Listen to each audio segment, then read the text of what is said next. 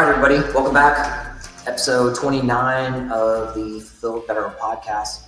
And I can't wait to get to know these ladies in the room today and see what else is shaking out there. But you guys can see I'm in a new studio, new setup, a little more echoey, a little better light, but we're still working out some bugs. But let me tell you a little bit about myself before I turn over to these ladies. But guys and gals out there, I want to be like the Dan Bongino for veterans. And for those of you who know what that means, you know what it means. And for those of you who don't know, I'll tell you. So a little bit about myself first, because usually I don't start out with that, is that I started out enlisted in the late 90s in the infantry army over in Germany. And so I know what that's like to be in the Blue Ribbon Club. And then I got out medically discharged in 2000, so I went through that. And then 9/11 happened when I was in college. Tried to get back in a couple of different ways. And just like most of us, I was told no by the government many times. That was just the beginning of it. And I tried to get into 18 X-ray, go straight into Green Beret, stuff like that. I wanted to be I like medicine, so thought that would be a cool route to go. I was immediately told no. I didn't even get to go. I didn't even get on the board. There was some general at the time who did not like tattoos, and I didn't have this yet. But yeah, he was like, no, this is post 9/11, isn't that stupid? And so I'm from Texas. So I was like, okay, well, let me move further south. Let me just do whatever and figure it out, continue college, all that kind of stuff. And so a couple years later, I boarded out of Houston I learned at that time that you could fly helicopters without having a degree. And I was like, okay, I'll try that. Army calls it street to seat. So I applied, and at the time, again, this was like 02, 03, and found out that they said, okay, there's 10 applicants, 2 openings. Albert, you're not one of them. And they said, you qualify, you're just non-select is what they call it. So they said, you can come back next month and automatically get in front of the board again. But here's what happens though, is that if you get denied the next month, then you can't reapply for a year. And I was like, well, shit. I like to have my own destiny in my hands, and I was like, fuck that. So I just moved. I was like, this is probably when Google first came out. I was like, okay, Google, where's the closest ROTC program? Corpus Christi? Went straight there. I didn't even look to anybody else. I was like, all right, Corpus Christi, went there, joined their ROTC group, small group, excellent group. A couple years later, it worked out better for me because I got my commission, which was just a gold mine too. And I got selected to be a medevac pilot. So I flew medevac, and my long tour was in Afghanistan, 09 and 10.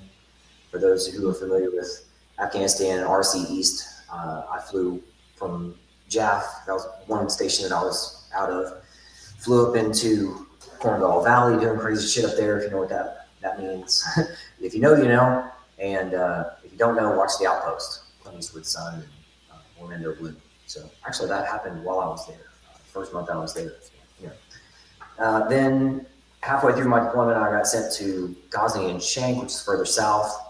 And it's the fucking Wild West out there, man. So there's tons of dust landings on Highway 1, and like the craziest moon dust that you've ever seen in your life is out down there. So my deployment was honestly like a movie. It just got more and more challenging, and it was, for the young guy on the sticks, it was pretty fucking cool. With my bittersweet, but it was cool that I was able to do the cool stuff. But what I learned from my deployment is that I couldn't make the world better by flying medevac missions thousands of miles away.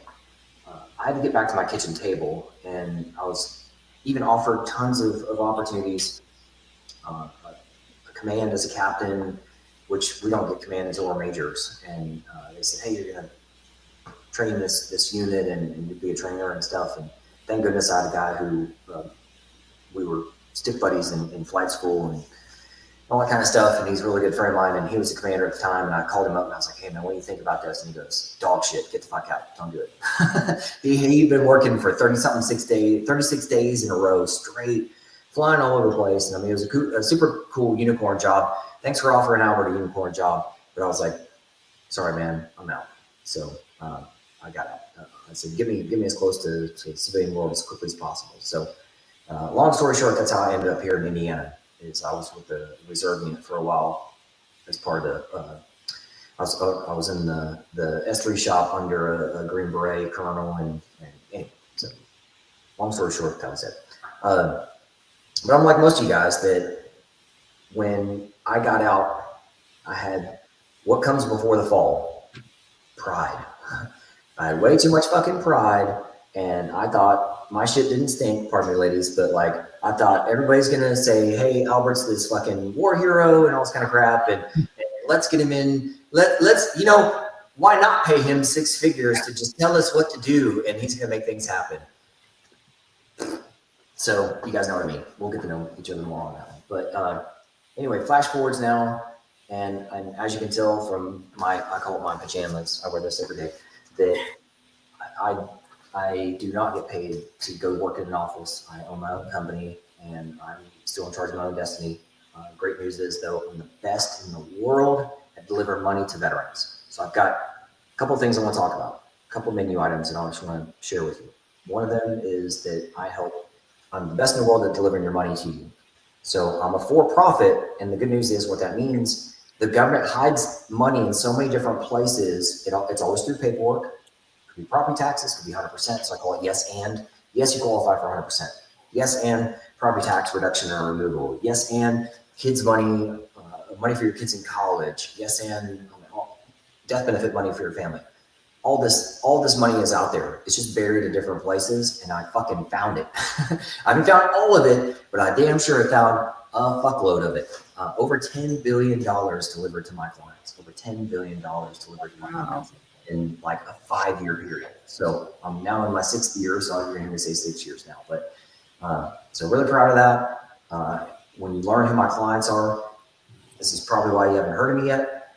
Delta, MARSOC, 160th, fighter pilots, Top Gun, those guys are mine. You can't fucking shake a stick around the Apache community without going, oh, I know Albert, fuck yeah. So LAPD, Border Patrol, drug interdiction in Central America, NASA, SpaceX,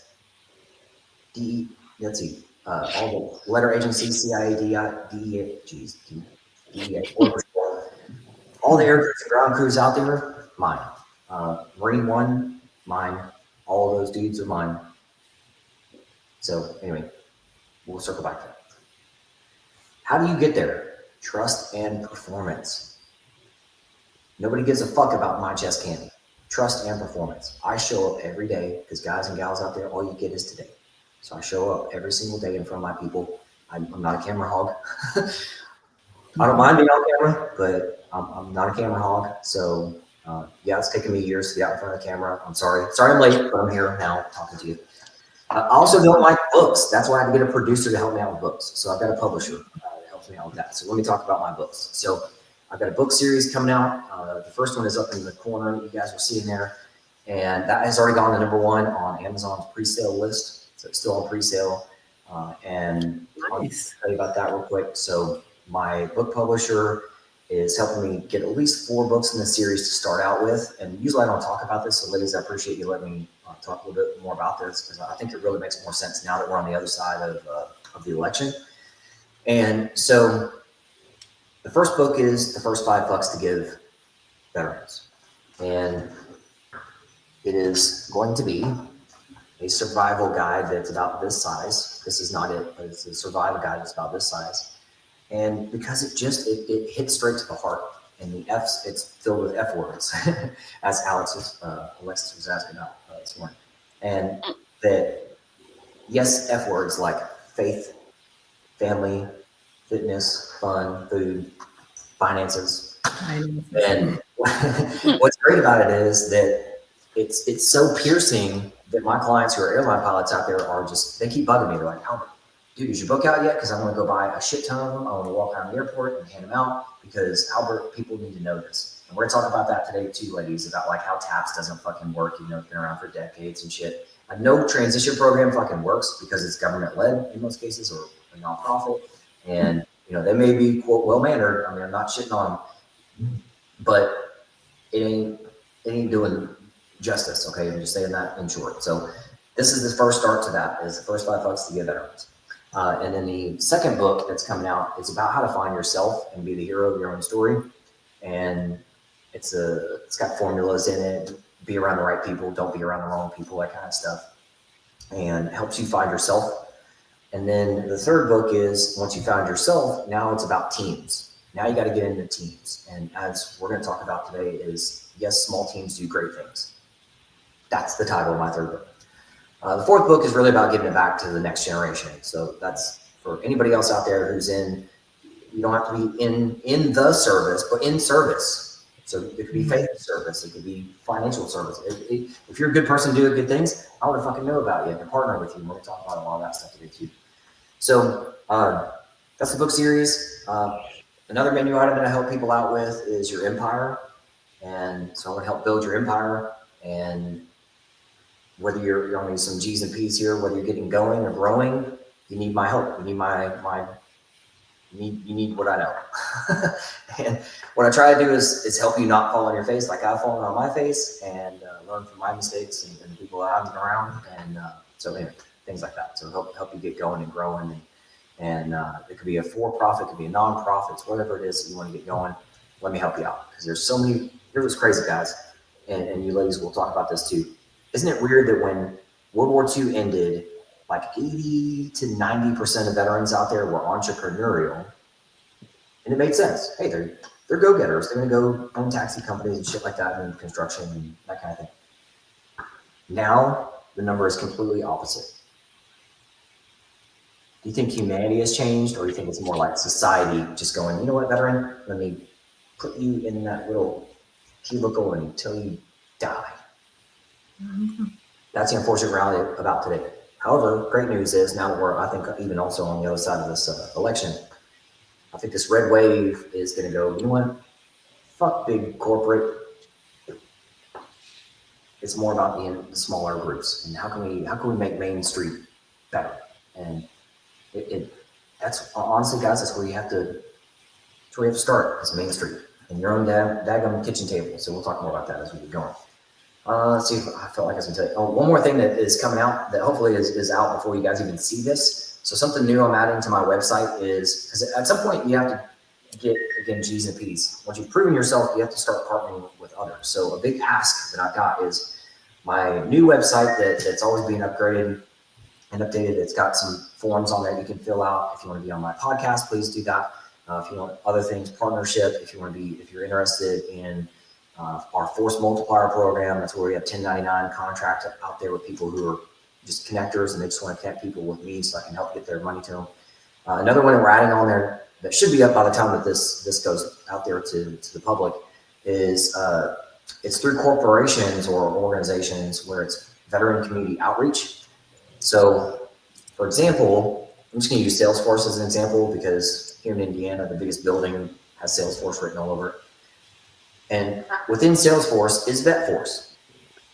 Now, ladies, by a thumbs up or thumbs down, do you think that Salesforce created VetForce, or do you think it was the veterans within Salesforce who created VetForce and then just asked permission? Door number 1 or door number 2? Let's say 2. Because veterans are go-getters, but there's already professionals, right? They're going to be like, hey, you know what? I'm a veteran, you're a veteran, we're veterans.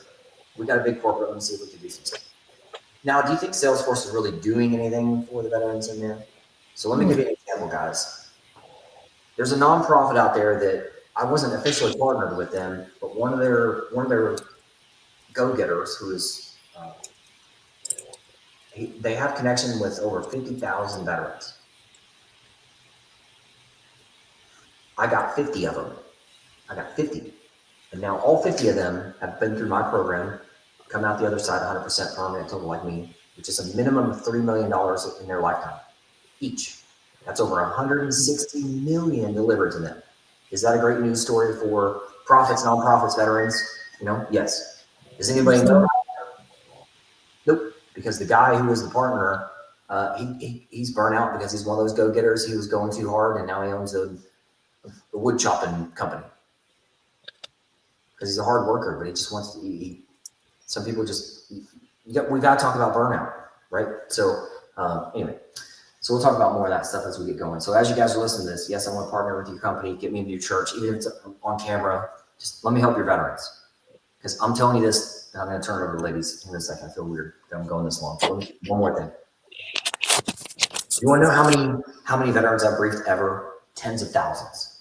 Do you want how many have? You know what? The number is zero. Zero humans have ever said, Albert, I know about all that money and I'm receiving it and I'm happy as a client. Yeah. But that's why I'm on camera now, is to make sure that my voice is heard and seen legit and going, wow, that dude delivers money that, because when I tell you about something that you already know is true, it's kind of like a gym membership. You get fit by going. And you know when you sign up for the gym membership that you've got a goal in mind. Or when you join the military, you've got a goal in mind. And when you sign that contract, you know there's money in there, but you just don't know how much. You're kind of like shaking it the whole time. Is there college money in here? Is there loan money for a house? Is there kids' money for college in here? Yeah, there is. But then you get out and then you go, where'd that paperwork go? Where'd it go? And then, so a new theme that we're coming out with, if you guys know, like, what's his name? Flavortown, Downers, Drive-Ins, and Dives, Guy Fieri. So he's got this whole Flavortown theme. And so a theme that I've come up with is the betrayal train. So we're going to talk about the betrayal train, that all veterans, that's something that you guys are out there knowing, that you don't want to, they call it poking the bear too. I don't want to poke the bear. Well, I don't want to get run over by the betrayal train. Albert, if I'm already 100%, can it be reduced? I don't want to get hit by the betrayal train again. So we'll talk about that too. So, all right, this is weird because I'm going so long. Ladies, I'm going to drink my water. You know what that means. And please introduce yourself. I think we had Alexis in the room first. So usually I say ladies first, but. Okay. First. Well, I'm Alexis Pretty. I run Yellow Web Monkey, which is a digital marketing agency that I've had for 15 years.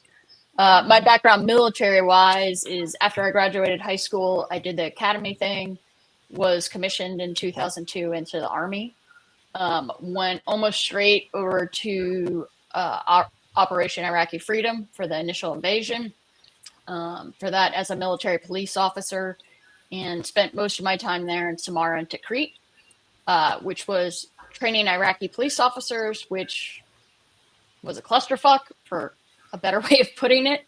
And so after that, I spent the rest of my active duty time doing operations, and then did the Texas National Guard for some time after that. And in terms of my story after that, I switched jobs like 5 times in 2 years when I got out, just trying to figure out what I wanted to be when I grow up. And to include going back over to Iraq as a contractor for a year. And then I went from that to Baylor to do my doctorate in clinical psychology, because my goal was to go be a counselor for vets at the VA. And I got probably a year and a half into that and just kind of realized personally, like, it was just taking a lot out of me.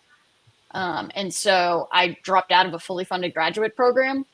And I had done computers all along the way as a hobby, done some Army websites and whatnot. And so I just dropped out of the program, started my agency 15 years ago, and kind of built it up since then. One of the things that I'm most proud with it is everybody on my team, and we have 12 people right now, is either a veteran, military spouse, or both. And I love my team. And that's kind of a big part of my story. I'm sure I'll hit on it more, but I don't want to take too much time. But that's the gist of me. Awesome. Well, thank you so much for having me. I'm so excited. We got the 3 A's in the house. It's like triple A, right? But yes, I'm Dr. Ann James. I'm the CEO of Financial Freedom Battle Buddies. I'm a retired Air Force veteran, so you know you good. You got Air Force in the house among y'all Army vets. So yeah, but my business is really, financial education. Albert, like you said, you get the money into, the veterans' hands, and I take it from there and help them to manage it, and then also to multiply it through real estate, if that's their end goal. But yeah, my experience in the military, straight out of high school, I enlisted as well. I did 12 years. I was in human resources, or what we call personnel. My mind is going blank.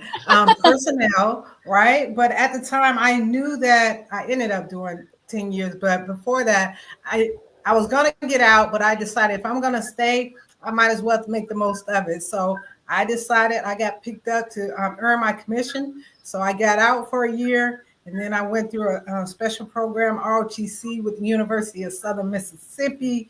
Was able to earn my master's and then came back in. And from there, I entered into the finance field, once again, dealing with that money. So I was deployed to Iraq for a year in 2009, 2010. So I think, Al, you said you was in Afghanistan around the same time. So yeah, but that's where my life really changed, and how I got into real estate after, reading a book while I was deployed, that type stuff. And then I decided, my time was up and it was time to retire. So I knew from the jump when I, got out, I took like a year for myself. I didn't want to work. I didn't want to do nothing, right? But to just do whatever the hell I wanted to do. And that's exactly what I did, for an entire year. And then I was like, okay, well, let me try this job thing. And I actually got a job at the VA. I only lasted like 2 months because it wasn't what I thought it was going to be, right? And I was like, I thought I was going to be helping veterans. I was behind the computer data entry type stuff. So I was like, yeah, no, resign from that. And then I decided, similar to Alex, to use my GI Bill. I still have my GI Bill, and I decided to get my doctorate from Grand Canyon University. I always wanted to teach at the university level. Teaching is my love language. I realized that from my enlisted days. So I graduated from Grand Canyon. And after that, that's when I just decided that, okay, I wanted to reach back out and focus on my veterans and help them to reach financial freedom. I figured that, hey, we fought for other people's freedom. Now it's time for us to fight for our own financial freedom, whatever that means to each of us, because we all have our own definition. So long story short, yeah, that's me in a nutshell. I love nutshells.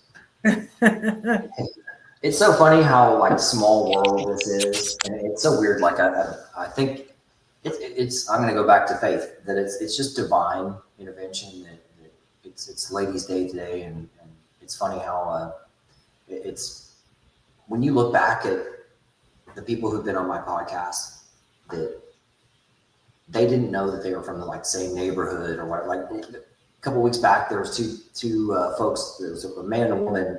And they were both from Michigan, and then they just started talking about Michigan and all that stuff. So, but just, yeah, small world. So definitely love having you guys on today. Appreciate you being here.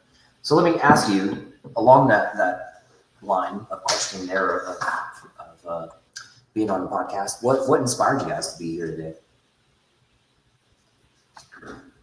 I'll jump in first. I think that, so working in digital marketing may seem kind of tangential to what you guys do in the finance world, but I work with a ton of veteran entrepreneurs. And so I really love seeing them succeed. But the other issue is that digital marketing is full of a bunch of scumbags that don't do anything, that kind of take people's money for not doing. I mean, it really is. You'll have these SEO companies come in and charge people thousands of dollars a month, and then they do jack. And so that's something I'm passionate about, that I always tell veteran entrepreneurs, I am happy to jump on a call with anybody and do a quick tear down on your website on the phone, or just look at what your SEO company's doing, or a proposal, and just tell you like, that's what SEO costs, or no, these guys are full of shit. But that's what it's been really cool to have clients that I've worked with for upwards of 10 years and kind of see them grow and succeed. But I also think in terms of sharing that knowledge, usually when I start working with a company, I can tell you pretty quick whether they're going to make it or not. And so even though like I don't work in a specific industry, I feel like kind of seeing some of those attributes of what works and what doesn't, and trying to kind of share those lessons learned, I feel like is part of what inspires. Yeah. No, I think when I saw, I can't remember, it was in one of the, veteran groups, I saw that you was looking for guests. And anytime that I can get in front of veterans and just talk about military experience, surround myself with other veterans and to educate them, yeah, I'm all for it. And, and the name of your podcast grabbed me, right? the Fulfilled Veteran podcast. And I'm like, oh, I just love that, because no matter what we're talking about, whether it's, finances, because I do believe that money, it touches every area of our life, right? But it's not the end all to be all. But at the end of the day, just to make sure that, each of us are living that fulfilled life is really what it's all about. So that's why I was really encouraged, and I was happy to that you accepted me to be a guest on your podcast. It's too easy. Doors wide open. Hey, you never know. Yeah, that's good stuff. That's good stuff. All right. So what? So Alexis, you said that you went to the academy. What inspired you to go to the academy? I was actually quite the troublemaker in school, and I got suspended and arrested and whatnot, but I just didn't know what I wanted to do with my life. Like, the thought of just going to college and sitting in class, I was like, no, that's just not for me. And so I actually went to just enlist at the local recruiter's office, and I scored really well in the ASVAB and stuff like that. And he's actually the one that got my academy packet and helped me do that, which, seems like, why would a recruiter do that? But one, I feel like he really wanted me to do the best. He was also really smart from a marketing perspective, because what he did is he went to college night when everybody steps up there and they're like, oh, I got this scholarship for $500 for writing an essay or whatever. And he got one of those big ass checks made. And so he went there and presented me like a check for like $150,000 for what the academy education's worth, and kind of showed the value of the military, to what you said of like, it can set you up, it can open doors. But yeah, and then the ironic thing, once I started applying, my father was like dead set. No, I don't want you to go in the military, this and that. Come to find out, my grandfather went to West Point. Oh, wow. I didn't even know. And so it's funny, because I had this memory of being like, I think he took me there when I was like 4 to show my brother the academy, of course. But I had actually had nightmares throughout my life of this place with like gray castles and whatever. So it was really funny to get there and be like, oh, I know this. Right. So it was kind of a non-traditional way. I feel like I completely broke the admissions profile, because when you look at West Point, it's like 95% were in the top whatever their class, and top, everybody was this, and this percent was a varsity athlete. And I was like, didn't make any of that, but I had good grades and good test scores, but not like that. But I was able to get like the senator's nomination. And I think that was just for being real about, hey, I really want to go serve in the military. I want to serve my country, versus I feel like a lot of people that applied just to like, it's a free education or it sounds good or whatever. So kind of a non-traditional route. And that was one of those things at the academy. I always kind of felt a little bit kind of a black sheep a little bit, because I wasn't necessarily the like, I have to get straight A's or I'm going to jump off the roof kind of person. So anyway. That's what I like about, like, you hear me say a lot that there's an ecosystem for a reason, because just let's say different frequencies. You couldn't pay me to go to West Point because I am hard-headed. I am too hard-headed for West Point. I wouldn't even try to fucking apply. But because to me it seems so hard. But not hard for me to get in, hard for me to do what they want me to do.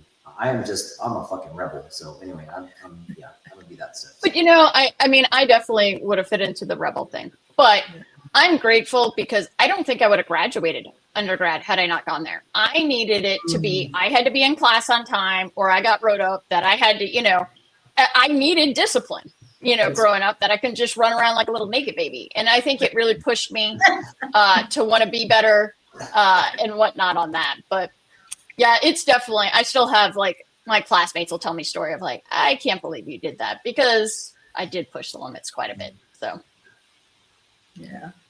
But that's what's nice though. And like we were talking about, I was talking this week about motivators, and there's probably more than 2 motivators, but there's, let's say, positive and negative. I'm a positive guy. So when I see, which by the way, that's why I've got this big ass check over here. If you guys can see this, it says $3 to $5 million of life-changing money earned by the veteran, stolen by the fucking government. Okay. Anyhow, so I'm a positive thinking guy. And I was talking to a woman just the other day. She's coming on as a client of mine, and she's 50 years old, flies for the airlines, still in the military, flying for the Army, I think it is. Her husband is retired pilot from the Marines, And he's already 100%. And so she asked me this question. She says, Albert, does it make sense for me to go after my 100% if my husband's already 100%? Because she's talking about like the college money stuff, tax free, our house is already tax free because of hubby. And I just saw Anne's soul crushed. I was like, girl, what? Get your money. Here's the line from now on. I'm going to say what I say Albert way, but then I'm going to have Ann get sick on you, okay? So just prepare yourself for some Ann. That's it. I was like, what you way? Because here's what I said to here. I said, pardon me, I'm going to say lady. I said, lady, I'm a positive thinker, so I hope this inspires you. Most people are negative thinkers. I hope it pisses you off that your government is stealing at 50 years old. You're being stolen from. Okay, so here's what I want you to do. I don't want you to talk to me or your husband. I want you to go to the closest mirror and talk to the mirror. That's it. I said, I'm not here to convince you. Now I know, Ann, I'm going to say, I'm going to sick Ann on your ass, but go inspire yourself first. But it's strange that people do. I'm saying this for a reason, ladies, that I'm a self-motivator, which is also like a ranger told me. He said, grit is good until it isn't. And I've felt the negative of grit. I mean, it took me 7 years to get to fly. I didn't know any pilots until I went to flight school, and then everybody was a pilot. And, so I think maybe I tried the lone wolf route maybe too much. And so I try to find mentors. I mean, a lot of men in my life are dead. My brother, my dad, my granddad. I mean, so it's like, there's not to say that all of those were good influences, but you learn from the good and the bad, right? So I don't want to be that. I do want to be that. And but to me, I'm a positive thinker. So I go, what do I want? How do I get there? Whereas negative people think, well, what don't I have and who do I blame? And I'm not in the blame game. So I don't know. But again, frequencies and just different ways of thinking. So I don't understand people that maybe Ann understands, and I don't understand people that maybe Alexis understands. So maybe that's what I'll do is just sick you ladies on them from now on and be like, I'm gonna get these ladies after your ass. It's your money, lady, go get it. So anyway, back to you ladies. What do you think about that? I actually have some stories with that, because my view on disabilities changed drastically this year. And having to kind of go through that journey. So, I mean, I've been out for 20 years, not to totally date myself, but, up until this last year, I had what they gave me out the get-go. So I have several orthopedic injuries, blew out my shoulder, my back, whatever. And so that's the amount I took. Definitely have some PTSD, but at the time I want to be a counselor at the VA. So it's not something you're going to claim or whatever to do that. And so I just operated like that for 20 years. And then fast forward to this year, my back's way worse. I'm having all these issues to where it's legit, like I can't go for a run or whatever. And then a couple months ago, I actually had a seizure. And in that process, all this testing, found out that I have a TBI that I have probably had for 20 years. And there's lots of signs along the way looking at that. Like, I feel very let down by the military, doctors, the VA and whatnot, and had to kind of go on a journey of doing that. And it's still one of those things where, I haven't filed an appeal yet on the TBI since I found that out, and trying to kind of figure out how to navigate that and whatnot.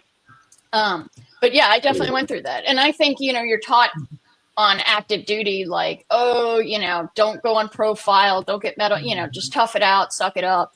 And then the same, you kind of get told like, oh, well, there's so many people that milk disability and this and that I just, okay, this is what they gave me. And I never went back and appealed it. So. I'll get you hooked up. Yeah, I feel that too. Complacency is a beast sometimes, right? Like I'm right there with you when I first got out, 2011. So I'll date myself, and I got my initial rating, right? So you're like, okay, 60. I was comfortable, and I'm like, okay, I wasn't stressed and stuff like that. But like similar to yourself, this year I was like, No, I think, because things have changed. You know what I mean? Just the system in itself has changed. So I went back and, like you said, things had got worse. And thankfully, I got 90%. So now I'm trying to get my 100% too. So it's like I want everything. That's why I tell everybody, everything that's due to me. You know what I mean? Type of thing. So I totally get it. So yeah. So I tell my clients, I'm not going to try to I'm just trying to right the wrong. I just want to make it right. Yeah. So it's not about healthcare. You'll hear me say that a lot. I'm a consultant. I'm not a doctor. I'm not a lawyer. I'm not a plumber. I will tell you when you need one of those, but I am a guy who helps you get your money. And once you get your money, you can't even fathom what it feels like to be 100% until you are. And it's even better. I'm telling you this too. 25. Come on. Oh man, yeah. What's even better with the way that I do it is, you guys get to know each other.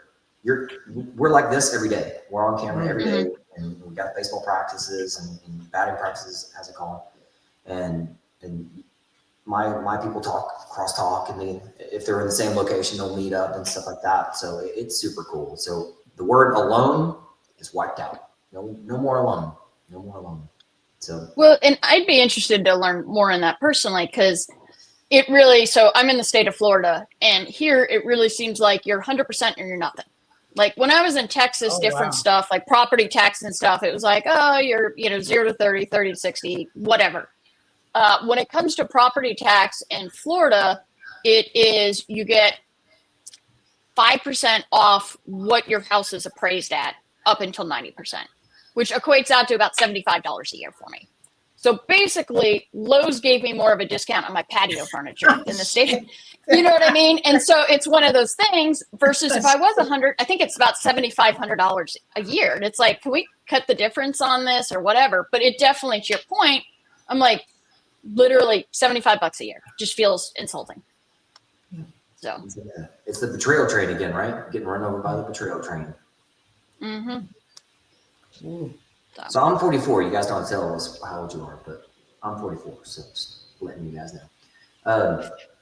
Well, and talk about your journey further. Like what's I know we talked about some negatives, and I'm not talking about just VA money. I'm talking about like what you're doing too. So that's what's great about where I am now is I couldn't have imagined. There's no way to apply for this job. You just have to do the thing every day and then go, wow. Yeah. One day you look up and go, I really work with these people and this amount of money and this amount of freedom, and wow, so crazy. So how's it going for you on you're in the spectrum there, Ann, of what's going on with you and what's out in front of you that you're excited about too? Yeah. Up to this point, I would say about the last about 4 or 5 years, I've mainly been working with veterans that are part of that's justice involved veterans. They're part of veteran treatment courts. And, I was living in Nevada at the time, and I was actually, on contract with the state to provide financial literacy to the veterans in those programs. And a lot of people, when they ask it, they've never heard of the veteran treatment court. All right. Have you guys heard of it? Veteran treatment court? I've heard of vet court. Vet court. So basically it's the same thing, like if veterans get in trouble, on the civilian side, if they can go through the veteran treatment court, the veteran court, right, versus the regular judicial system, because they're finally realizing that, veterans have problems that other non-veterans, have. So it was just great to learn about. I didn't know about it until I started working with them as well. But just being able to help them, some of them was unemployed, getting employment. Some of them was homeless, going to transitional housing, and just imagine all those things and resources, and not just the income when we were in, but when you get out and now you don't have any of those things. So it's really like for them just for starting over. And I remember just working with them all the time. They felt so comfortable because, money is very personal, right? You're not going to tell everybody your money business. But when they found out that I was a veteran, they really started to let those walls down and stuff like that, and just open up and explain what's happening, divorce and child support and being on drugs and drinking, how all of that impacted, those finances. So that, has really been the stronghold for me in the veteran community, just serving that underserved population. But it wasn't until recently, maybe about 5 or 6 months ago, I've transitioned a little bit. I still help the veterans, in the Veterans Court, but I've transitioned because it's like, okay, and we get involved in business a lot of times to be like, okay, I want to show other people that it's possible. So the two loves for me was finances, personal finances, and real estate. Right? So really, I'm like, why not combine the two? Right? Because in order to have one, like the property ownership, you got to have your finances in order. And that's really where I am right now, to just combine those two. And I'm focusing on helping those get their first property, whether it's their home ownership through the VA or their investment, property, that type of stuff. So that's really, once again, in that particular area, you guys, it's not just veterans. Of course, I specialize in helping veterans and learning more about the VA home buying process and stuff like that. But my new passion is combining those two to help out. And ultimately, my goal is to have like transitional housing for veterans. Right. That's my personal goal, is to have that service, to offer a transitional housing to help deal with the veteran homeless problem. So yeah, that's what's really going on with me, in business and in life. Well, something that I don't know if you heard Trump say this the other day, but he said he's going to take all that money Probably not. All the money. Yeah. Either way, all the money that's going to the illegals and to house them. Now he's going to boot them out and put that money into veterans. He's like, he wants to, in essence, cure veteran homelessness as soon as humanly possible. I think that I'll take this and kind of maybe transition away from that particular piece. And so to touch on like the money and helping, kind of, as I said, my passion's with the veteran entrepreneurs. And one of the indicators of whether they're going to succeed that helps them so much is, are they collecting retirement? Do they have that disability? Those different things to help, sustain them. It is so hard to start a business that first year. And that gives them the ability, the flexibility to plan for the long term, to get it up and going. And so that's one thing I look at that kind of is why what you guys do is so important. The other thing I try to educate entrepreneurs on is money that's out there for business grants. Like there's so much if you find it, and so we're talking about ones like, I love Bunker Labs or Veteran Shark Tank or Second Service. And I mean, there's a ton of them out there. So my advice to anyone that is starting a business entrepreneur is you need to stop what you're doing and go Google what business grants are out there. And then you need to go to like some of the free webinars on how to get your elevator pitch, how to do, all of those pitch things, and go practice them. Because I mean, we're talking about 20, 30 grand like that helps you buy equipment or get what you need or hire the people. And so, as I said, that's so important. And then if you're doing what Ann's talking about of having the property and having the passive income, again, that's another thing that sustains you to make those good choices that makes your business go. Because I can tell you, running my business at my 15th year is way different than that first, maybe even second year. And that's what makes it where you want to give back, you want to have the flexibility, but you also don't want to be stressed because everybody got to pay their bills. So, yeah, I totally agree. And it goes back to, like I touched on, right? Using these benefits that we have, right? Like the VA home benefit, right? And leveraging that to the utmost. Like a lot of veterans, they might think they may not know, like with the VA home loan, you can buy up to a fourplex, right? With your VA home loan. I tell them all the time, okay, buy a fourplex, live in one unit, right? So you can zero down with your VA loan or very little down and rent out the others, right? So it's just really using, these benefits that we have, or just learning more about them so that, we can start funding our own freedom instead of fighting for other folks. Mm-hmm. So, yeah. help me understand too, and help everybody else understand what all is in your arsenal.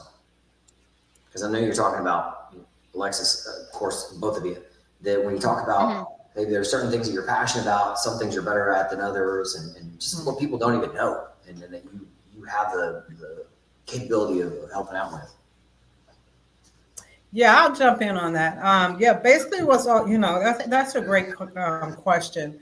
The main thing how I go about helping people is to, one, they can work with me one-on-one.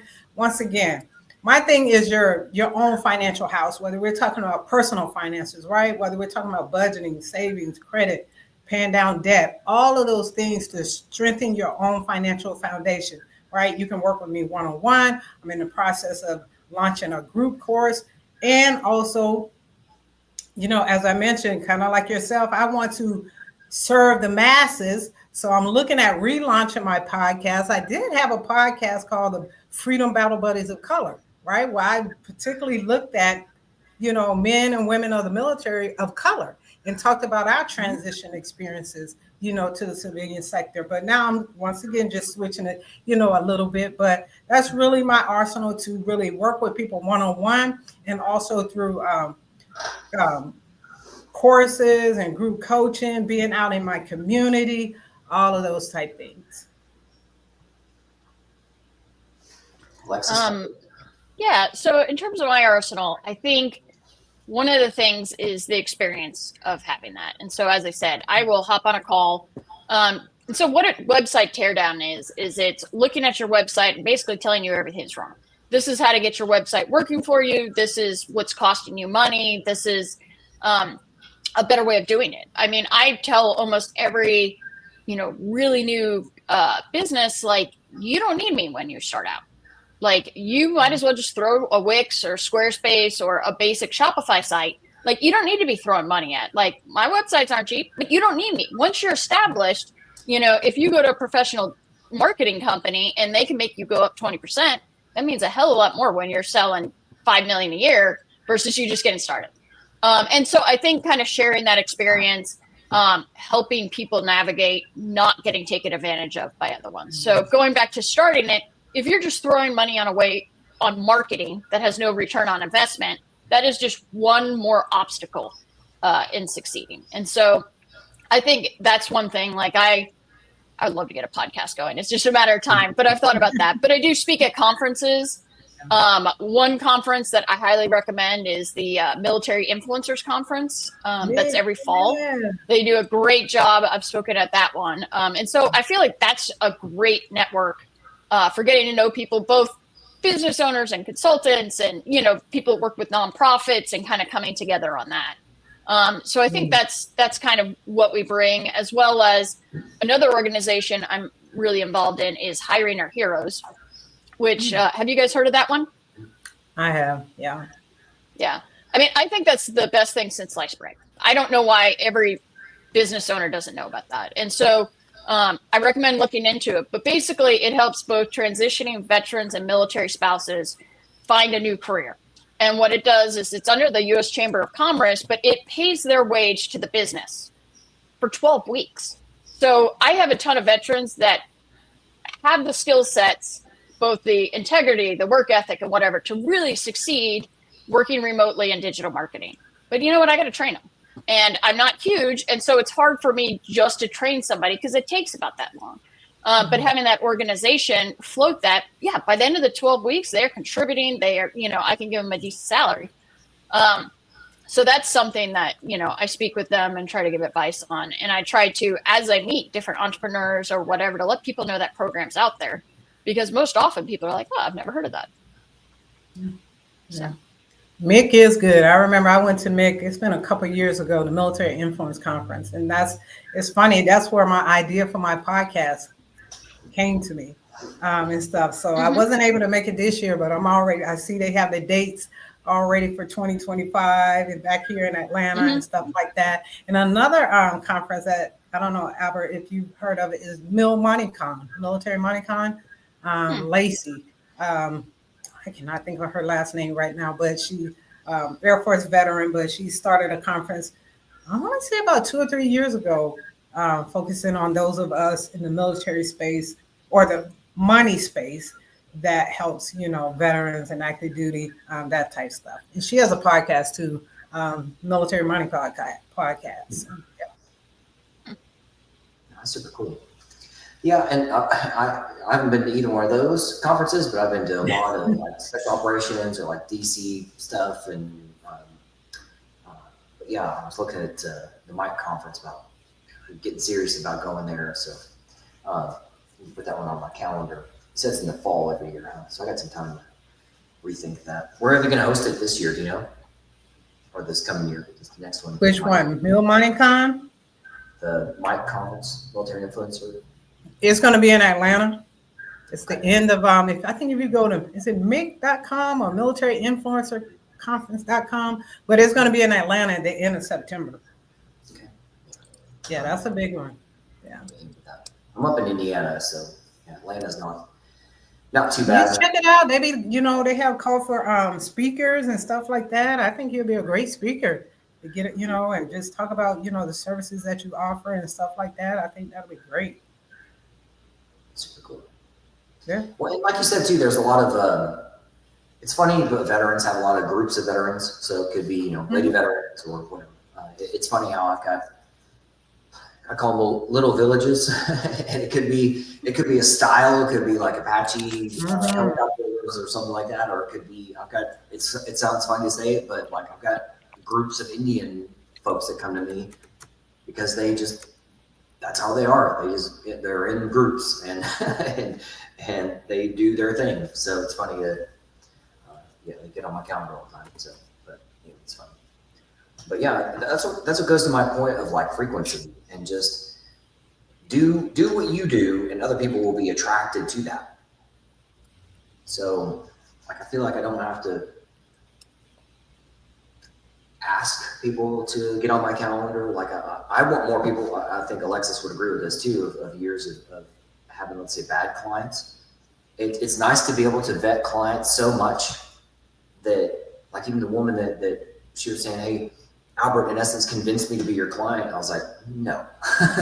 If I have to come in, like, I'm sorry, Ann, I'm not going to come to your house. I'm not going to go, Ann, wake up, Saturday morning, go get money. No, no. So we ain't in the convincing business. No, I'm in charge of me, and I'm here. If you folks don't show up for training, I mean, whatever. Yeah, absolutely. But it's Anyway, we'll talk more about that another time. But yeah, you just folks got to motivate yourself, and you've earned this money, you've earned your life, and our faith is abundance, and there's nothing wrong with abundance, because the right people I want to work with, I'm assuming you ladies too, is that if you're trying to help somebody else with their abundance, that gives you abundance yourself, and you have more money to give back to people, more time to give back to other people. Like you talked about, hiring more and more of the right people, and oh man, it's so nice. So yeah. How many staffers do you guys have? I have 12 on my team. Yeah. I just got one. I'm keeping it small, solo dolo. So yeah. Let's bring it back to podcast, but that's also the power of a podcast too, is that you get to get your word out there, and they go, you know what, I want to work with that dude. Small world story here, but you guys have ever heard, since we're talking about like TV and clients, have you guys ever heard of the TV show The Prophet with Marcus Lemonis? Oh yeah, I used to watch that. So he's the guy who's CEO of Camping World, if I'm correct. Okay, yeah, Camping World. So you probably see those things all over the place. But anyway, he loves investing in small businesses. So he'll take his own money, and it's a whole TV show on, I don't know what channels out there, but the channels freaking rotate now. So, yeah. But anyway, it's called The Prophet. So anyhow, a couple of years ago, he was saying that he wanted to start growing his team in other ways and have a different show. And he came through Indianapolis, and I applied for the show, didn't even get past go on that either. But what's funny is that one of my clients was accepted to that, and because he knows about food, and he was a Marine, and he was 05 for a while, then he got called back into the service in DC, so he ended up retiring as an 06. But he and Marcus are both from Chicago, And so they were able to go work in Chicago. So what Marcus did was after a while, he would hire people at higher levels to manage a silo. So it could be retail or digital marketing or watches or food. And my client, Chuck Brewer, so he knew about food. So he was able to run the food stuff, restaurant stuff for a couple of years. And what's cool is that so Chuck ran for mayor of Indianapolis a couple years back, and then no kidding, ladies, when he first got back in town, he messaged me and said, "Albert, I'm back. You're my first phone call." Shit, that's nice. Isn't it nice to be somebody's first phone call who ran for mayor of Indianapolis? Albert, you're my first phone call. So you just have to team up and just be on the same frequency with somebody and know that you're out there doing good things, and that's nice. So, but that's why I have a podcast too, is to be able to go, hey, here's what I'm doing, here's what you're doing. Let's do more. Let's just do more. So, as I look back on, it sounds weird, I'm looking back on 30 shows and going, man, I've interviewed some pretty awesome folks. You're out there doing the same thing you ladies are doing, which is just your thing, and it shows, and that's what's nice. So just got to keep that going. Yeah, well, one thing I'd like to kind of share on the hiring a team is I feel like, veterans talk a lot about starting their own business to have flexibility, be their own boss. I mean, I can certainly say in my journey, I realized I don't really like people telling me what to do. Just funny from the military part. But I think the other piece that means even more to me is one of my biggest frustrations being a leader in the Army was that so much crap rolled downhill and I could only stop so much of it. And just to see, my people's time wasted, how their families were treated, dumb crap we had to do, the hurry up and wait. And that really frustrated me. That's a large factor in why I didn't want to do a career. I just felt like, but one of the things I love most about my team is I have my slice. I have my particular team, and I can run that any way I want. So that can be given flexibility, make sure people, know that they're cared for. Like, when we have new people on our team, like we send them crumble cookies on their first day. We do birthdays, work anniversaries. We try to do like monthly lunch huddles and stuff like that, because I want people to be like, this is the team I want to be on. And I like that, to really have people's back where, you get a sick kid, go take care of it. For the ones that are military spouses, like, I know what PCSing is like for when I was single. I can't fathom what PCSing is like with multiple kids and, all animals and all that. And so, I can tell people, like, you want to take 5 weeks off, take 5 weeks off. Like, I can't afford to float all that paid, but no, you do what you got to do for your life, and your job's here when you get back. And so that, going back to, the fulfilled veteran, is that, yes, I like being my own boss, but more so than anything else, I like being able to actually manage a team the way I want to, that I was never able to in the military. That's awesome. That's so good. So good. So we're an hour in, so let me get on something else, a topic where I can turn over to you guys so I can sit here and listen to you. Everybody's got an offer and an ask. So when you start thinking about that, I think I threw out there some of my offers of, before you get on my calendar, you should know that you want my help. I mean, there's plenty of education out there that I just want veterans to know more about their own money, the money that they know that they've signed for, but they don't know it's lost, it's hidden. Well, Albert is the guy who can deliver, knows the treasure map, knows how to get it to you in your pocket. So that's, but I want people to do their own research. I don't want to there's enough of my content on my website, and I host a money brief once a month, but it happens to be next week. I host a $5 brief that happens to be once a month, and it's next week. So I'm out there. There's plenty of chances to hear me brief you live and ask questions live. So that's my always standing offer. I always want to make sure everybody knows is that, like, don't get on my calendar until you're ready. However, there's plenty of my process that gets you, I call it velvet roping. So it gets you in the right place at the right time. So that's my offers. Yes, you've earned your money. Get out of your own head. And if you need to listen to recordings and slow them down or speed them up or skip or what do you say again? Whatever you need to do, know that it's your money and I know how to deliver it to you, and I love doing it. So that's kind of like the offer. The ask is for me that I need to be, that's why I'm putting on my website too. I want to have more, I want to get out in front of organizations more, like VetForce through Salesforce, things like that, because these veterans are getting around, let's say again, VetForce, they're getting around each other because it feels good to be around other veterans. So it's more of a social thing.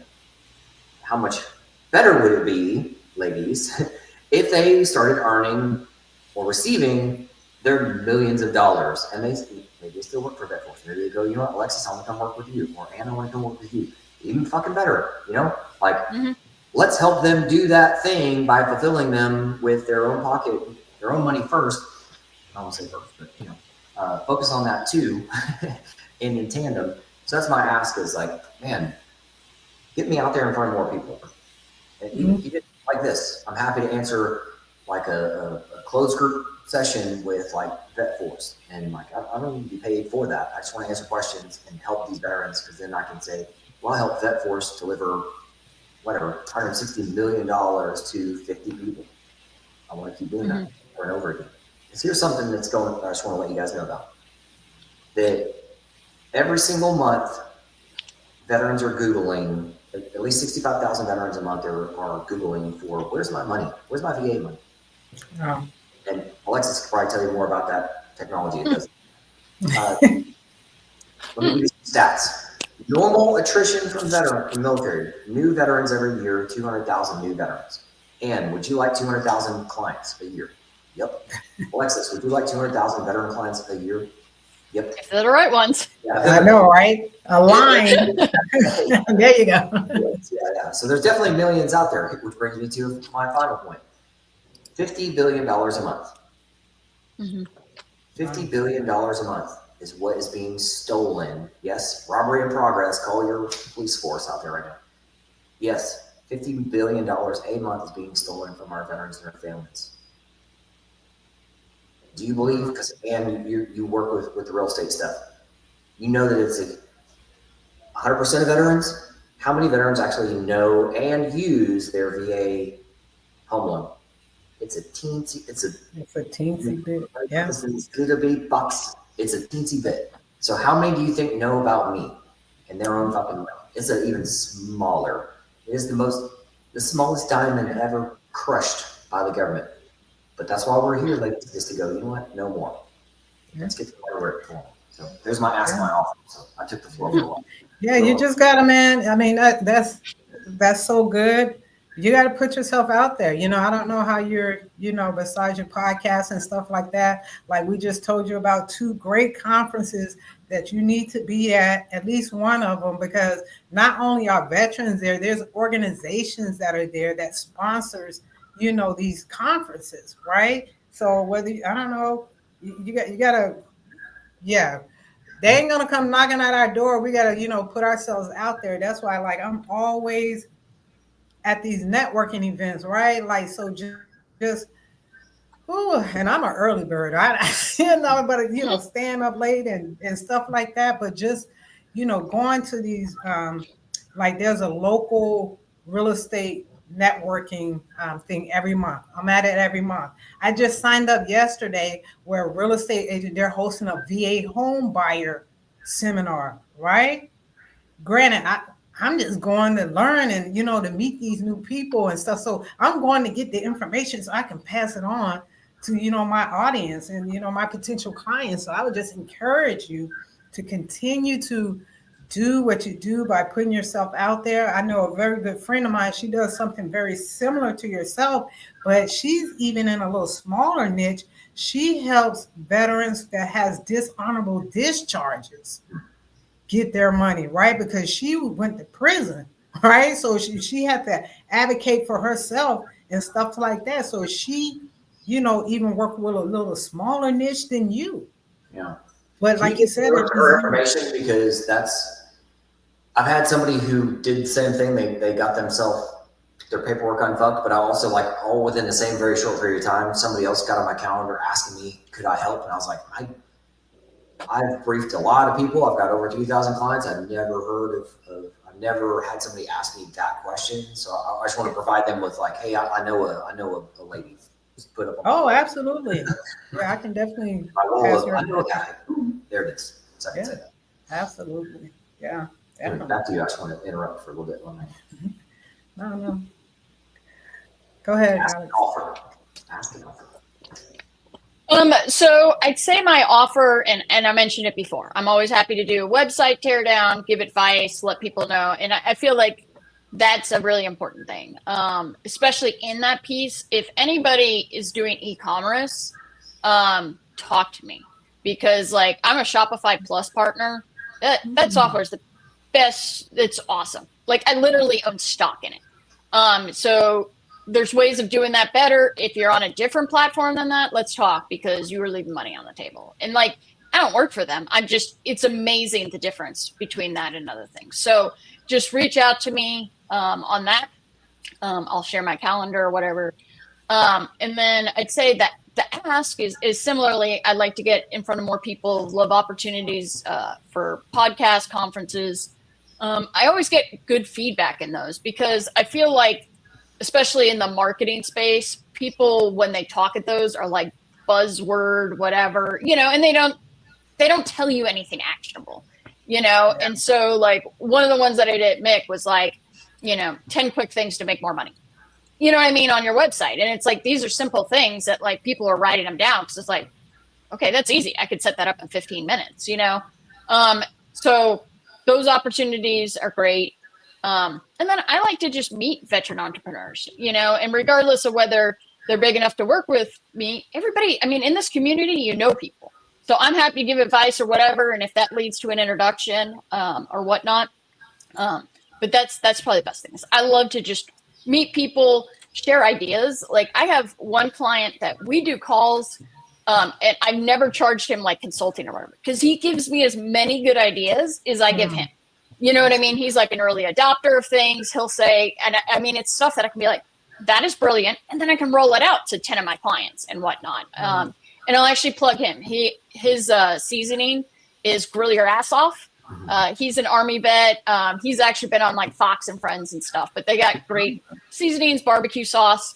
And so that's, I like doing that. That's another offer too, is that, I have a lot of, as we're going into the holidays, I suggest that people go pull up the military gift guides, like support other veterans if you're buying gifts. Like Bunker Labs has a great one they do every year, just to kind of shout out to some of my clients. Grill Your Ass Off. Bone Frog Coffee is a Navy SEAL, has great coffee that we work with. We also have worked with Invader Coffee, Warpath Coffee. Charlie Madison is awesome bracelets that are kind of geared towards military spouses. CYA Supply is a holster company that they make all their stuff from scratch. They're not just reselling it. I'm trying to think what other ones are vet. Shell Shock CBD. That's something I really didn't know much about CBD till they were a client, and like they focus it as Army vets in terms of like, how can that help people? And so those are kind of the ones off the top of my head. Oh, Buckeye Gourmet, just because I know I'm going to to get a client. They're going to be like, come on, Alexis. But but those are ones, and I put in the description below. We'll have it all the time. Yeah, right? But I totally will, because I feel like that's something that these great brands are out there, and I feel like one of the attributes of veterans is you do things right. You're not cutting corners. You're not selling. I got a client that's not a vet that's like they got 3 times as many bad reviews as whatever. Like and it's, you don't get that with the vet stores. Apparel wise, I like Authentically American. Triple Nickel is a great one. Oh, yeah. And you'll see those guys at Mick, but their stuff, is quality, and they got some messaging for vets that I feel like isn't represented in a lot of places. And so I think finding those smaller vet brands, I feel like everybody knows Grunt Style, Black Rifle Coffee, and they're great brands, but I feel like it's the little ones that supporting them makes a difference to help them grow into those opportunities. So Definitely. I get off my soapbox now.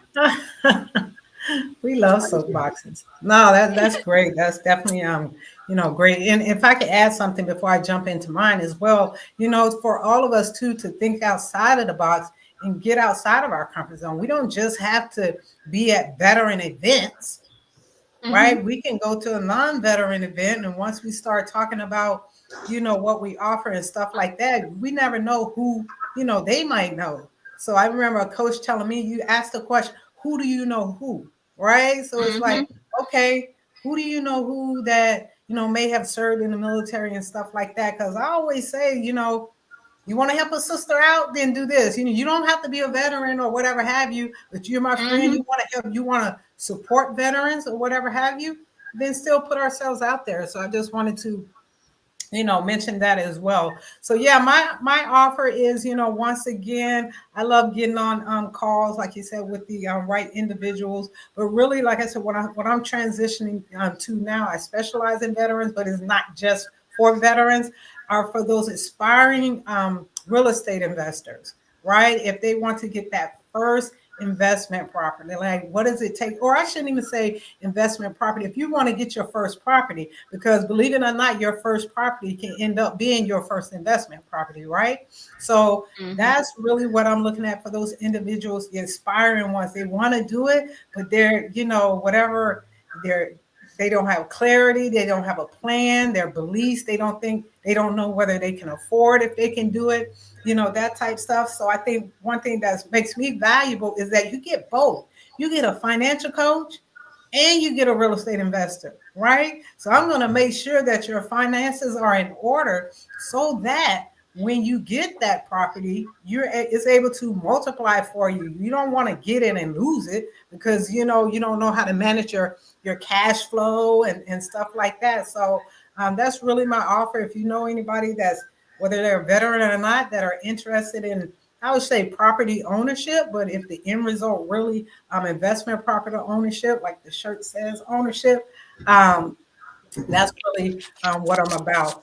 Currently, I'll talk to people one-on-one, but I'm really moving more towards the group environment, right? Because I do believe that community, it means a lot, right? You can learn in silos and working with me one-on-one, that type stuff, but the things that you can learn from other people is priceless. So, that's really, my ask and my offer all rolled up in one. And also, yeah, if you, any other podcast opportunities, whether they're veterans or not, real estate, anything finance, property ownership and personal finances. If you think of those two, you can think of me, because that's where I can handle both. And I think that's what I know, that is what makes me different. And that's why I want to focus on the individuals that are looking at that first one, right? Because I think a lot of times they're looking at the big gurus that already have 100 or 1,000 doors. They're looking at the Brandon Taylor and the Grant Cardones and, all of these big name people that got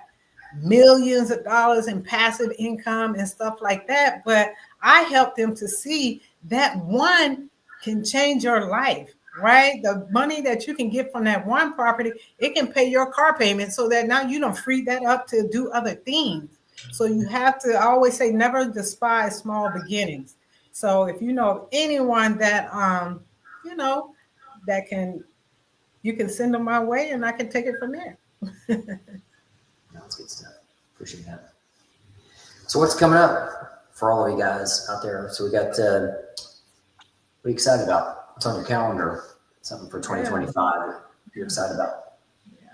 Coming up for me, I'm in January, I'm going to be launching a boot camp. It's called Your First Investment Property Boot Camp, right? Once again, it's not just for, military, but, it's really to get them into the mindset of stop thinking like a spender and start thinking like an investor, right? And start acting like an investor. I'm not guaranteeing that you're going to get a property, have your first property at the end of the boot camp, but you will be more knowledgeable for you to take action and stuff like that. So that's what I'll be launching in January. So I'm really, really excited about the boot camp.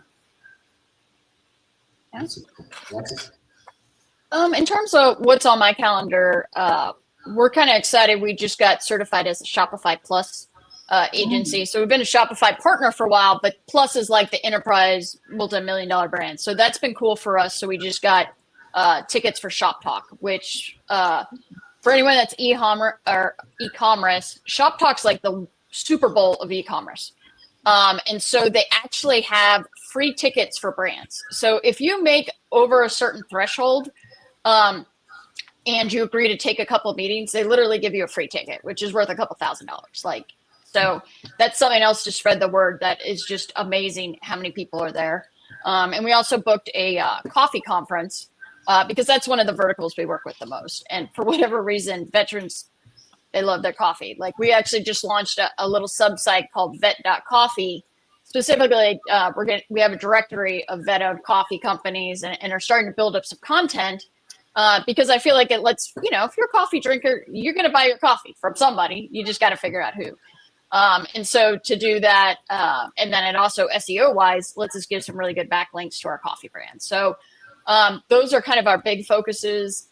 We also have a lawyer conference that we go to because outside of e-commerce, we also do WordPress. And so that's something that we do all the time.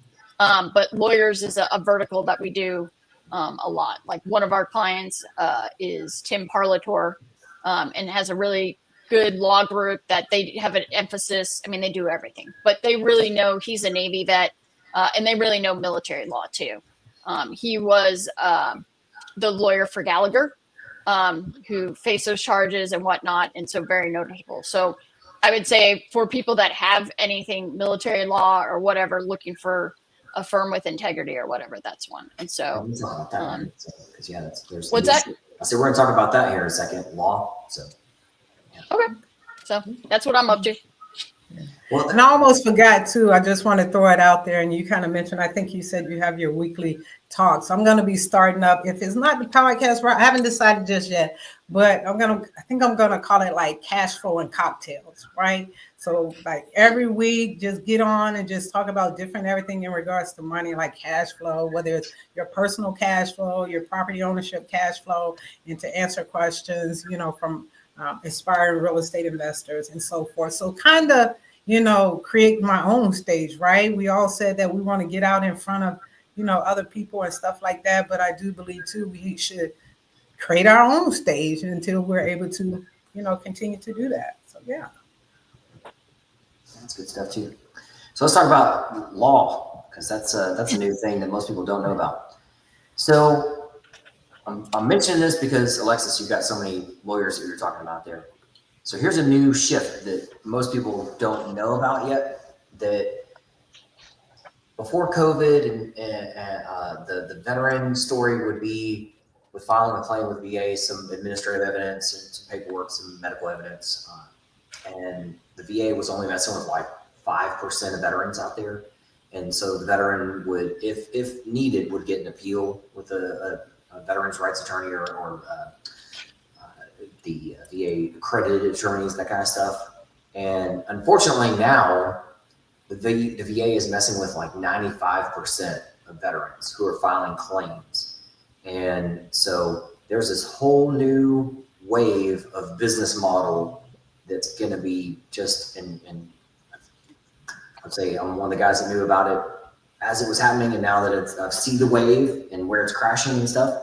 So I'm not sure how to visualize that for you guys, but the VA usually gets bad over a slow, long period of time. However, the VA got real bad real fast, and that just recently happened. So like all these veterans, you're gonna start hearing all these stories that since, like, if you filed your claim in March or April or May, you're most likely being denied for everything. So here's what I'm doing with my clients is, as of mid-September, I've had all my clients get a veterans rights attorney from the very beginning who can give them more strength. So Alexis, please take that back to your lawyer people, because there's I don't provide them because that's not really my lane to do that, but there's a organization out there called NOVA, the National Organization for Veterans Advocates, and what they currently are is a membership-based group for veterans rights attorneys. And the unfortunate reality is, just so Alexis knows this better, is that the unfortunate reality is over 80 or 90% of those law firms are based off of the old business model of, hey, we can help you out with an appeal. Let us know when the VA appeals or when you want us to help you out with an appeal. Mm-hmm. New business model is it hit fast. The VA just all of a sudden just denied everybody for everything. it's gross. Like one of my clients, or even a couple years ago, one of my '05 Navy SEALs was denied for some stuff, and he just got a veterans rights attorney just to help out, and it was positive. But that was 2 years ago. But there's a client of mine who was denied 4 times for voc rehab for his master's program, and he finally got approved on a 5th time. That's gross. Mm-hmm. That's gross. I'm not gonna tell you who, but there's a guy in Marsoc who was denied for his PhD in leadership. There's a Top Gun client of mine who was denied for voc rehab for his continuing education, and it's gross. Those guys don't have an attorney on record from the beginning yet, but they're getting them. And so, yeah, there's this whole new business model coming out. Now, I hope that no matter what you think about politics, that now that we're on this side of the election, that I hope that the VA gets its ass kicked and stops doing this crap. Because I think, like most of us, I would like to work myself out of business. And I'm working on it, but in the meantime, the VA is horrible. And I'm not a lawyer, I'm not a plumber, but I can tell you when you need a lawyer and a plumber. And right now, veterans, you need a veterans rights attorney who can help you out from the very beginning. So, yeah. Are you finding that with, like, I know you mentioned like voc rehab and stuff like that. So are you finding that with like on the disability side as well? Because like we mentioned, I didn't, and you know, everybody's situation is different. You know, I'm thankful I didn't have any problems, but I guess my question is, when you say denied, especially like on the benefits side, they tell you why they denied something or why you was rated, you know, a certain level and stuff like that. So, I mean, I don't know. That's just interesting. I hadn't heard about that. It's gross, right? Well, and what do you need? What do you need when you're dealing with money? I mean, there's real estate lawyers and stuff like that out there too who know where those trap doors are. Because here, just let me paint a picture for you guys too. That if you get arrested, and maybe you're not the guy, but just somehow a cop is putting handcuffs on you, that cop has to tell you your Miranda rights. You have the right to remain silent. Anything you say can or will be used against you. The VA does not have to do that. The VA can just completely wipe out your livelihood by tricking you. And that's why so many veterans are scared and don't want to poke the bear or get run over again by the betrayal train. But my hope is, and with my new strategy with having veterans attorneys, veterans have veterans rights attorneys from the beginning, is it gives them a hell of a lot more strength. And I don't know if you guys know this, but I said this earlier, didn't I? That the VA's been sued now all the way up to the Supreme Court. So the Supreme Court seeing some veterans are out there that are just getting screwed. So I hope all that goes away. I hope the VA gets just torn down. I'm guessing Ann can tell you more about that from her perspective, but I think all of us have walked into a VA hospital and gone, ugh, this is gross. And it shouldn't be that way. Our veterans should not be treated like what they are, and the government's doing it on purpose. That's the even grosser part. So anyway.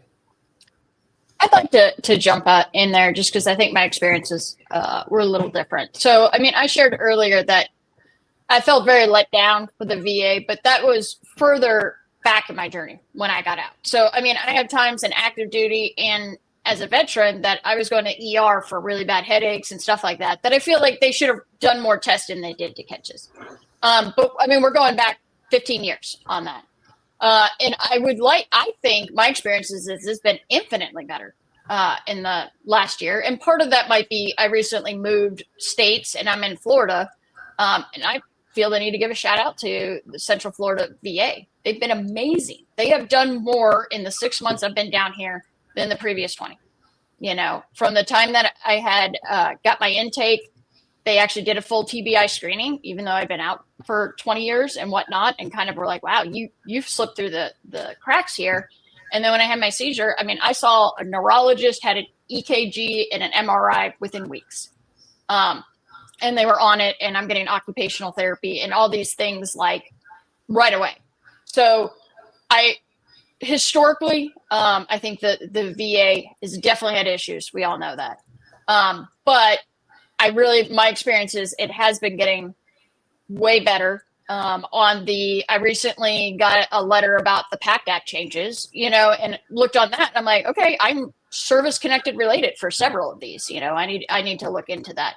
But I feel like the problems at the VA are more systemic. My experience with the actual doctors and counselors or whatever is that for the most part, they are good human beings that care about the VA or about veterans. Like, I feel like they all have too many patients. They don't have enough funding. They don't have the right equipment. That's there. But I feel like I'd be remiss if I didn't say, like, there are times at the VA that they're doing it well. There are some people that really care out there. And it will be interesting to see how things pan out. I think I'm less optimistic than you just because I feel like the plans to privatize more of the VA, I don't necessarily think are going to be good because I think it moves us away from those people that have experience with vets. Some of the doctors, even if they're not a vet, if they've been treating vets for 10 years, they know who we are. They know how we talk, what we need. They know the fact that we were conditioned to say, suck it up. So we might be like, yeah, it's not that bad. They need to ask the follow-up question of like, okay, well, can you actually lift this much weight? Can you actually move that? Do you have nightmares? You know what I mean? Like, and I feel like going just to straight civilians without that, you're not going to get that. You're going to get the, okay, they're not complaining that much. They must not be that bad. So anyway. And do you have additional thoughts on that too? No, not really. Yeah, no, I definitely agree that, I feel like they're getting, better, because you hear the stories from times old when, I first retired and stuff like that. But, as far as the timeliness and stuff, I don't know if it's who they've contracted with, getting stuff within days, appointments within weeks. I mean, I've been just pleasantly surprised, but like you said, there's so many different facets of it that you deal with it more than we do. So you definitely, have a better insight on it. But yeah, I agree. No complaints here so far. Here's what's crazy. Other than the money that you are going to learn is stolen from you, but I'll get you guys squarely, and you'll find out. That's what's crazy. It's like you don't know until you do know, and then once you do know, you're like, oh man, because you'll learn that from my briefings too. Is that I'm like, hey, I'm not here to poke at anybody in a negative way, especially my clients. I'm here to deliver your money to you and make it right. So as far as the paperwork and the money flow goes, since you mentioned PACT, I'm not going to take too long on PACT. The PACT, oh my God, is a dog shit approach. So let me just clear there on that. that a lot of times veterans get wrapped around the axle on like, well, this says it's guaranteed, like let's say sleep apnea or PACT. But I was calling BS on PACT when it first started coming out. I was like, I don't really know. It's baby brother. Nobody knows what it does yet. There's a lot of promise there.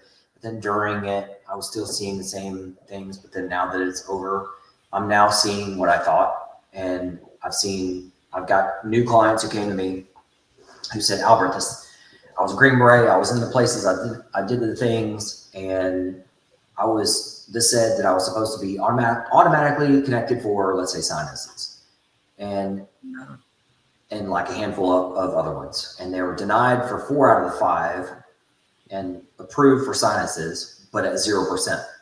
So I was like, okay, how long did this take you to do this? It took probably 6 months. And I said, what outcome did you get? Well, 0%. Okay, so did you get paid any money for your 6 months? No. Okay. Did it set you up for any kind of a death benefit for your family? Kind of. One little bitty one. But just to round up a point to give you guys a visual too. So by the time I'm done with all my clients, they're all 100%. They're all permanent total like me. They all have freedom. They all have on your e-benefits, the human math adds up to over 500. So 100 plus 90 is 190. The VA's weirdo math, I have no explanation. Yeah. I have an online calculator that does all the gee whiz, but the math is crazy.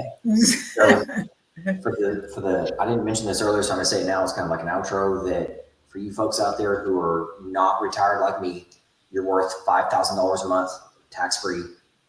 And that's just the beginning.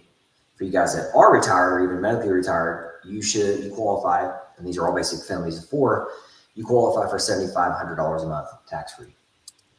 If you're not, that's why I start that with that conversation usually. It's like, if you're not getting paid $5,000 a month or $7,500 a month tax free, and you're not 500 human math points, you now are going to learn a hell of a lot more about that's where I will take you. That's what I do, is make sure your money's in your pocket and streamline that for you too. So anyway, since we were talking about that, I just want to streamline that conversation. But you know what's crazy, ladies? We're already like an hour and a half. I told you, it goes so fast. So we'll spend probably another 5-10 minutes chatting in front of people, and then we'll go behind the scenes. Any last thoughts on cool events coming up or way out there things that just you're excited about? I'll turn it over to you guys. Nothing comes to mind at the moment. I'm sure I'll think of it when we're talking about something completely different. Yeah, and that's normally how it goes, right? That's definitely normally how. I would just say, for anybody, just, find, like you mentioned, find your tribe, and because that has a lot to do with it.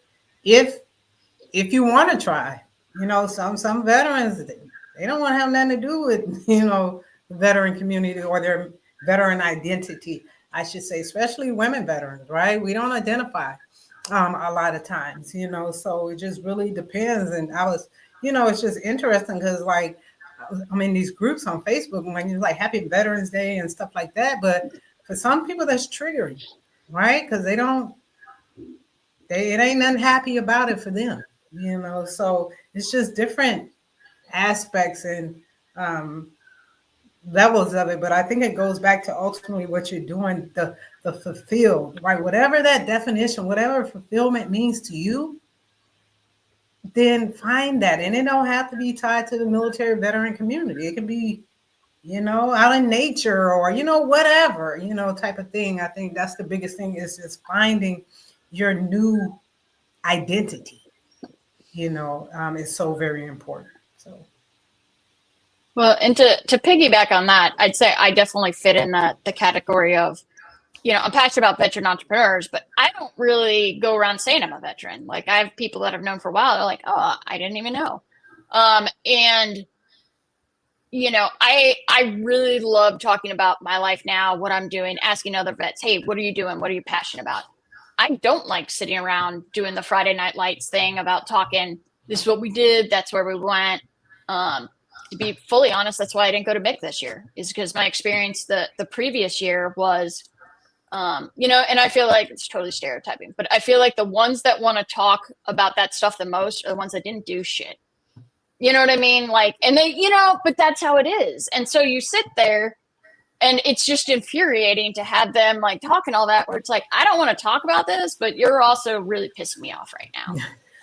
To the extent that I actually had someone on my team listen to multiple episodes of this podcast to make sure that we were talking about the business stuff and we weren't going to be like, no shit, there I was.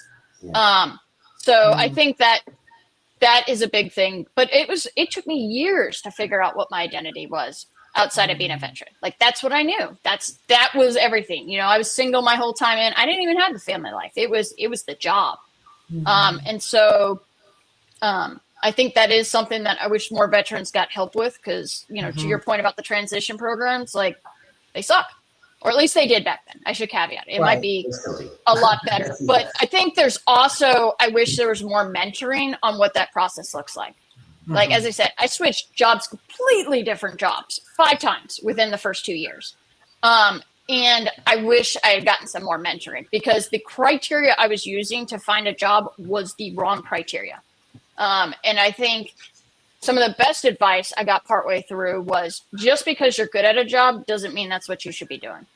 Because I did really well at those different jobs, and I was, I worked hard, I had all those things, but I really didn't like them, and it wasn't, people, I think it's too easy. And this is even for non-vets. It's easy to focus on the, what's the pay, what's the benefits, what is this, when I think sometimes you should look at the personal aspects first and then see what fits, because people quit jobs because the personal stuff doesn't line up, or a horrible manager, and so I think it needs to be more like, do I want flexibility? Do I want time with my family? Do I want to be able to leave the job there? What is their work environment like? How long do people stay at that job? Is it like a revolving door? And I think figure out what that is, because as a veteran, I think you were going to succeed in whatever you put your mind to, but you need to figure out what makes you happy. And another part of that for me, I really struggled with leaving the servant professions, because you get taught like to give back, to do this. And I think so many people feel called to be a teacher, be a doctor, be a counselor, all those things. And depending on what it is and who you are, sometimes you just may not have a lot to keep giving. You may need to take that career break or whatnot. And so, I really wanted to do the counseling thing. I feel like I was good at it. But it was too much. And so, at first kind of feeling like, I make websites, didn't feel like I was giving back. And the website part doesn't, but I feel like, to an extent, but the part that does give back is what I'm saying about mentoring people, giving feedback, having a really good team. But that was a progression, and I would say to any veterans, like, if you're getting out, talk to people. And to one of you guys' points about surrounding yourself with the right people, when you're getting advice, don't get it from the person that seems miserable, has a drinking problem, was divorced, and whatever. And we've all had those phases. But if you're trying to get mentorship, you got to figure out where you want to be and then find somebody that's there. Like, how did you get here? Because I think we've all had, in the Army, we called it barracks lawyers. But again, people want to talk about it when they don't know anything, So I think find the people. Hey, you seem really content. You have a good balance. You seem really content with who you are. How did you get there? What was your process? And do that, because I think a lot of times some of the loudest, there are people that are great consultants and great life coaches. There are also some that I think don't know what else to do. So they, do some of that. Like I've seen some veterans go straight into business counseling, but they did it right after they retired out of the Army. And it's like, excuse me, you've never run a business. It's so I feel like we don't ask enough. I think we got trained in the military. Okay, you respect the rank, kind of thing. And that person should be in that position. Now, it wasn't always true, but you know what I mean? I think we're conditioned to that. And I think once you get out in the civilian world, you need to ask a few more questions. Like, what are your qualifications? Are the people that recommend you? And to your earlier point, Albert, it's finding those good people to recommend. Hey, I know somebody that's going to take care of you. I know somebody that's going to get results and whatnot, as opposed to just whoever's the loudest voice you're hearing. Mm-hmm. Oh, that's great. Yeah. I'm glad you guys mentioned a couple of things, because Alexis, you mentioned things like you had your staff do some research on me, which is good, because I love it. Nobody's ever asked me a tough question to my face that I couldn't answer. So that's why I love it too. Like, again, I'm not here to like pat somebody's bottom and tell them everything's going to be all right, because I have no fucking clue. It's just, get in the ring and just keep fighting, and you're going to be told no. And it's, with me, your money is always on the other side of paperwork with the government. So let's just make it as crisp and accurate as possible and all that kind of stuff. So, and I like how you said too, both of you talked about this, that like finding your tribe, stuff like that. Like, it's funny how a weird coincidence, so I'm going to bring it up to you guys, whether you think it's funny or not, but there's a winery not too far from here, and I was hosting an event, and I had this little bitty room, and there, because I was just going to host a little veterans event, and I had this little bitty room, and the rest of the winery was booked out for, it was Indianapolis's Women in Entrepreneurship. And our two events were on the exact same day at the exact same time. And there was very few people that came to my event. And there was a gigantic amount of ladies that showed up dressed to the nines to show up for that event. So it's just, you just got, like Ann was talking about, you just have to be out there and do. Because now it's a funny story, but there's all these ladies that will show up to those events, and they're there, people are there. But also the veterans are there. And so anyway, it's just kind of funny. But we as veterans are a much smaller group than women entrepreneurs. So you just got to know that that's whatever tribe you're aiming for. Like Alexis said too, although we've all got our highs and lows in life, we just got to keep reaching out to people.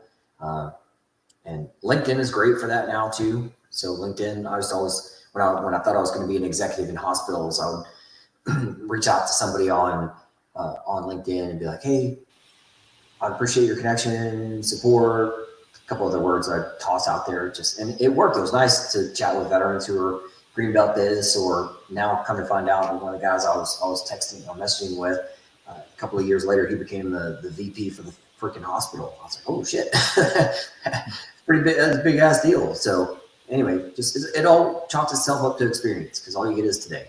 You don't get tomorrow. You don't get yesterday. Only thing you got is today. So That's it.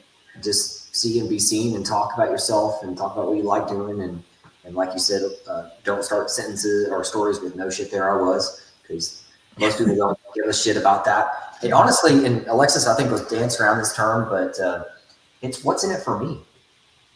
Yeah. You know, everybody needs to really know what's in it for me. Mm-hmm. Whatever that journey is. And it may be temporary. Hey, I want to work with Alexis and I want to sign a contract, a 1-year contract. Or maybe in a year I'll sign a 5-year contract. I don't know. But just, you never know. Just start somewhere and take that first step and get some experience. And that's what I chalk it up to, is just experience. Final thoughts, ladies, before we go behind the scenes? This was fun. It's all good. All good. I think that's, I guess one thing I'll caveat, going back to the, some people don't want to talk about it, because I think it's within the community. I feel like you look at things in your service a lot. I do a lot more different in my 40s. You know what I mean? Like, there's some stuff that when you're in it, or when you're young and dumb, and so I think appreciating that even people that you might have served with, to kind of listen to where are they at with it. And I tell civilian friends too, like, it's good to acknowledge people on Veterans Day, know what Memorial Day is, because it ain't the same thing. Okay. And if you, Happy Memorial Day, aka Survivor's Guilt Day, and so, but I tell them to listen. If you ask somebody about their military service and they're just like, yep, I was in the Army, like, that means they probably don't want to talk about it. You know what I mean? Like read the room kind of thing, like that. And I finally, put together a little article on like how not to hurt a veteran, and it's not true for everybody. There's a lot of people that's a day that they have positive feelings about, and I still go get my free meals at, 3 different places like everybody else on Veterans Day. Sure did. But I saw a funny meme on Facebook, where somebody had like a schedule of like, just making fun of it, but the 20 places of get your donut, get your coffee, get your Grand Slam at Denny's, kind of thing with that. But I think one of the things that I put on there the most is that many people look at stuff different, and I feel like in some ways it can even be the stages of grief, putting on my counseling hat for a second, that you might have been like denial, like, yeah, it wasn't that bad, and then you get pissed off at like, hey, my body hurts, I have this, what was it even worth it, and then the bargaining, all that. And it takes a while to get to that acceptance. I'm not even sure I'm there, but I think that's something I see from the counseling side is where is somebody in their journey, because everybody different. So I'm glad you brought that up, because that is true. It's there for a reason, the stages of grief. And yep, exactly right. Any final thoughts, Ann, before we go behind the scenes? No, all good. Thank you so much, though, for inviting me on. My pleasure. And we do follow-ups too, so make sure you guys jump back on whenever, and for everybody out there too, make sure you guys are liking all of our stuff, sharing all of our stuff, supporting, and not just supporting, but commenting on things. I always forget to say, hey, go comment and support different ways. So just make sure you're commenting and just share our stuff with other people out there and help us help others. That's what we're here for. Absolutely. But, Absolutely. Good stuff, ladies. We're going to go behind the scenes. So everybody else out there, see you next time.